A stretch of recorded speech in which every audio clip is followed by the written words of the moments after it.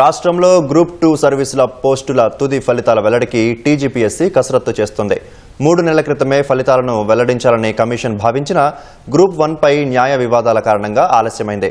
Group 2 కింద 753 పోస్టులతో 2022లో TGPSC notification జారీ చేయగా 5,51,855 మంది దరఖాస్తు చేశారు.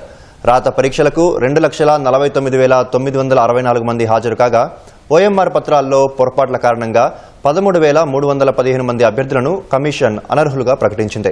మిగతా 2,36,649 మందికి వచ్చిన మార్కులతో జనరల్ ర్యాంకు జాబితాను ఈ ఏడాది మార్చి 11న వెల్లడించింది. 1:1 నిష్పత్తిలో అభ్యర్థులను ఎంపిక చేసి 3 దఫాలుగా ధృవపత్రాల పరిశీలన పూర్తి చేసింది. గ్రూప్ 3 సర్వీసుల కింద 1,388 పోస్టుల భర్తీకి 2024 నవంబర్లో రాత పరీక్షలు నిర్వహించగా 2,67,921 మంది హాజరయ్యారు. సాంకేతిక కారణాలతో 18,364 మందిని కమిషన్ అనర్హులుగా ప్రకటించింది.